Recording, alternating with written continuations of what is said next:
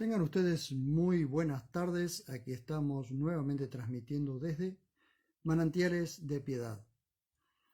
En esta ocasión quiero transmitir un mensaje de una frase enigmática que se encuentra en el capítulo 12 del libro de Éxodo.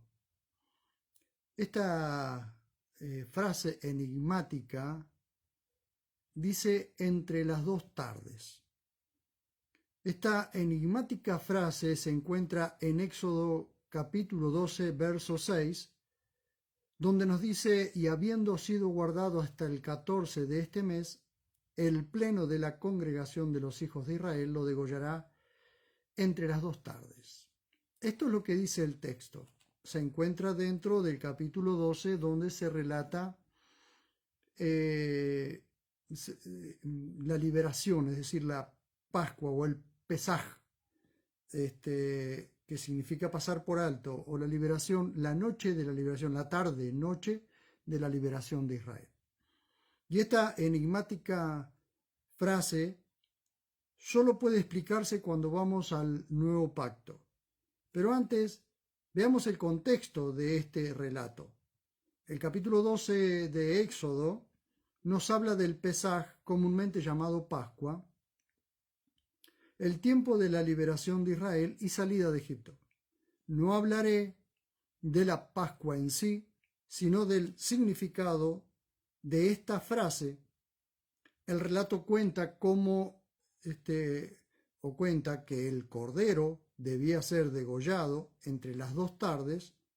El problema es que las traducciones no reflejan el momento exacto del sacrificio. Por eso es que algunas versiones traducen anochecer, otras atardecer, otras al crepúsculo. Pero tenemos allí la expresión hebrea Vayim ha Arabim, que se traduce más fielmente como traducción literal entre las dos tardes. La construcción y el matiz de esto indica un intervalo o ventana de tiempo durante la tarde entre dos momentos vespertinos. Vayim es un sustantivo, una preposición que significa entre y también significa intervalo, espacio entre o en medio de. Ha Arabim, las dos tardes. El artículo definido señala el sustantivo femenino plural. La forma de transmitirlo en directo, en español, entre las dos tardes, entre dos atardeceres. Si se quiere enfatizar la idea de dos momentos vespertinos en el intervalo vespertino, más neutro, literal, nos indica una ventana o intervalo en una tarde o un momento en la misma tarde y no una hora puntual como es el atardecer o el crepúsculo. El cordero debía ser degollado en un punto en la tarde en que diera tiempo para cocinarlo, como se cocinaba, al fuego, y poder comerlo al comienzo del día siguiente, es decir, a la caída del sol. El cordero se degollaba el día 14 de Aviv. Ustedes observan el verso 6 que tenemos en el capítulo 12 de Éxodo, y se comía al caer la noche, es decir, al comienzo del día 15, que es cuando sucede la liberación y partida de Israel. Recuerden que Israel tiene que salir a medianoche. Para comprender mejor esto tenemos que ir al Nuevo Pacto y leer en los Evangelios los últimos momentos de la crucifixión de nuestro Señor Jesús el ungido. Primero, tengo que decir que el cordero tarda alrededor de 3 horas para cocinarse a la estaca.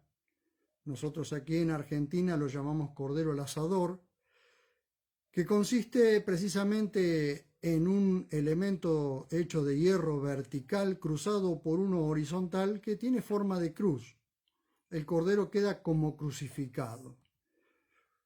Cuando veamos todo lo acontecido en la hora de la crucifixión, entenderemos lo que estaba ocurriendo en cada casa en Israel mientras llevaban a Jesús al Gólgota. Tenemos que leer los 4 evangelios para entender los detalles que encierran las enigmáticas palabras de Éxodo capítulo 12, verso 6. El día en tiempo de Jesús se dividía en 12 horas, desde el amanecer, hora primera, hasta el atardecer, hora duodécima. Esto lo vemos en la parábola de los obreros en Mateo 20. En la crucifixión aparecen 3 menciones horarias que son fundamentales. La hora de la crucifixión, es decir, la hora tercera, alrededor de las 9 de la mañana, la hora de las tinieblas y comienzo de los preparativos para la Pascua, la hora sexta, alrededor de las 12 del mediodía, y la hora en que Jesús entrega el Espíritu y muere, que es la hora novena u hora nona, alrededor de las 3 de la tarde. La hora podía ser más corta o más larga dependiendo de la época del año, ¿sí? Hoy nosotros tenemos la hora fija porque tenemos relojes que funcionan así, pero en aquel momento se medían o por el sol o por relojes, como nosotros vemos, por ejemplo, relojes en la grada, en la subida en el tiempo de Usías, cuando Isaías habla de retroceder un grado, significa que cada grada, cada escalón mostraba eso, ¿no? Cada escalón era un cierto tiempo. Como la Pascua caía en principio de primavera, los días comenzaban a alargarse, por consiguiente también las horas. Según Marcos 15:25, crucificaron a Jesús como a la hora tercera u hora tercia, ¿sí? Alrededor de las 9 de la mañana. A la hora sexta, alrededor de las 12 del mediodía, allí en Mateo 27:45, en Marcos 15:33 y Lucas 23:44, es interesante que Juan dice que era la preparación de la Pascua como la hora sexta. ¿A qué se refiere Juan con esta frase? Originalmente en Éxodo 12 nos dice que aparte del cordero debían preparar panes sin levadura, llamados matzá en hebreo, y hierbas amargas, marorim, de maror, amargo o amargura. Entonces a la hora sexta ya estaban en marcha todos los preparativos para la cena de la Pascua, recordando que para la época de Jesús ya se habían incorporado algunos elementos más a la cena, como el vino, más hierbas amargas y la preparación del lugar donde se compartiría la cena. Entre la hora sexta y la hora novena hubo oscuridad, así que no se pudo preparar mucho hasta que se aclaró el día, y a la hora novena, cuando en el templo, recuerden, en el templo de Jerusalén, que fue destruido luego en el año 70 después de Jesús, y en todo Israel se estaba degollando el cordero, y mientras se degollaba el cordero en el templo y en todo Israel, en toda la tierra de Israel, Jesús inclinaba la cabeza y entregaba su espíritu.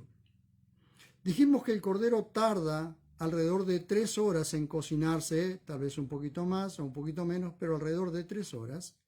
Entonces, a partir de la hora novena, que es la segunda parte de la tarde, ¿sí? Recuerden que la tarde se dividía en dos tiempos, ¿sí? Desde el mediodía, es decir, de las 12, como nosotros llamamos 12 p.m. o pasado meridiano o pasado mediodía, las sombras comienzan a estirarse. Llegan hasta las 3 de la tarde y a las 3 de la tarde las sombras se estiran aún más hasta que el sol se oculta. Entonces dijimos que el cordero tarda alrededor de 3 horas en cocinarse. Entonces a partir de la hora novena, que es la segunda parte de la tarde, pues vimos que la tarde se divide en dos, de la hora sexta a la hora novena y desde la hora novena a la duodécima, ¿sí? Hasta que se está poniendo el sol, porque así se mide el día en realidad, o se midió el día desde tiempos bíblicos, desde el principio de la fundación del mundo. Nosotros estamos todo al revés. Nosotros tenemos la medianoche a las 12 de la noche, cuando en realidad el día comienza o debería comenzar al atardecer. Comenzar un día al atardecer, hasta el otro día al atardecer, y a partir de ahí comienza el otro día. ¿Sí? Cuando cae el sol, que ya el sol se pone, que se oscurece, comienza el otro día. Pero nosotros tenemos, como tenemos hora mecánica, entonces nosotros tenemos relojes que nos miden la hora. Eso nos ha ido cambiando como la medición de las horas. Nosotros tenemos las horas fijas, pero en aquel tiempo las horas no eran fijas. ¿Por qué? Porque según si se estiraba o se acortaba, se estiraba o se acortaba la hora. Una hora podía llegar a medir un poco más de 60 minutos, podía llegar a 70 minutos, porque no había medición horaria por relojes. Entonces, de la hora novena a la hora décima, cuando finaliza el día 14 de Aviv, que así se llamó originalmente el mes, luego se llamó, después del exilio babilónico, se le cambió el nombre por Nisan. Comenzando el día 15 se come el cordero con los panes sin levadura y las hierbas amargas. Así quedó descifrada esta enigmática frase entre las dos tardes, que es la hora novena, la hora en que los corderos derramaban su sangre mediante el degüello, y la hora en que el Señor Jesús moría, habiendo derramado hasta la última gota de su sangre por medio de la lanza que le abre su costado. ¿Recuerdan ustedes el centurión romano que con una lanza le abre el costado y sale agua y sangre? Que el agua es precisamente toda la acumulación del líquido que había tenido Jesús después de estar desde las 9 de la mañana hasta las 3 de la tarde colgado en la cruz, ¿sí? Entonces, así se iniciaba la liberación del pueblo de Israel, saliendo esa noche de la tierra de su esclavitud. Jesús iniciaba la liberación de aquellos que serían limpiados por su preciosa sangre.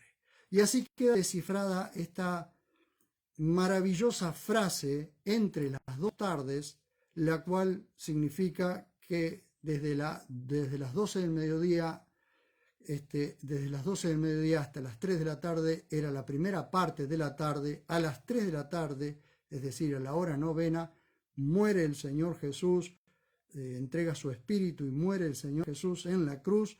Y a partir de las 3 de la tarde, cuando Jesús estaba muriendo en la cruz, en todo Israel estaban degollando el cordero para celebrar la Pascua, y nadie se daba por enterado de que el Salvador del mundo era el que estaba colgando en la cruz, hasta que solamente aquellos que habían sido sus discípulos estaban a los pies de la cruz. Pero esa sangre fue derramada por vos y por mí. Esa sangre preciosa, esa sangre del Señor Jesús fue derramada por vos y por mí para cancelar nuestro pecado y salvar nuestra alma de la perdición. Hasta aquí quiero llegar con este análisis de esta hermosa frase del capítulo 12, verso 6 del libro de Éxodo.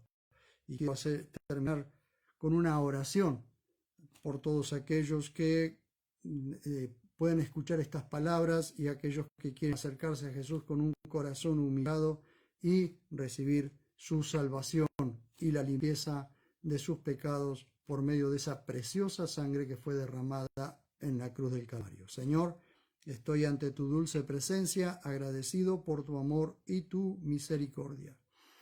Gracias por este momento y gracias por permitirme descifrar esta preciosa pero enigmática frase que está en Éxodo capítulo 12, verso 6. Gracias por esa sangre preciosa derramada en la cruz del Calvario, a quien la sangre preciosa de tu Hijo, a quien vos enviaste para que cancelara nuestro pecado, para que pagara y cancelara nuestro pecado desde ahora y para siempre. En tu dulce nombre oro, Señor, por todos aquellos que conocerán la verdad y que la verdad los hará libres, y por todos aquellos que ya han conocido la verdad, pero todavía siguen en algún tipo de esclavitud. Oro en esta hora, Señor, para que se apropien de esta salvación tan grande. En el dulce y precioso nombre de Jesús. Amén. Muchísimas gracias por acompañarme y nos vemos cuando nos veamos.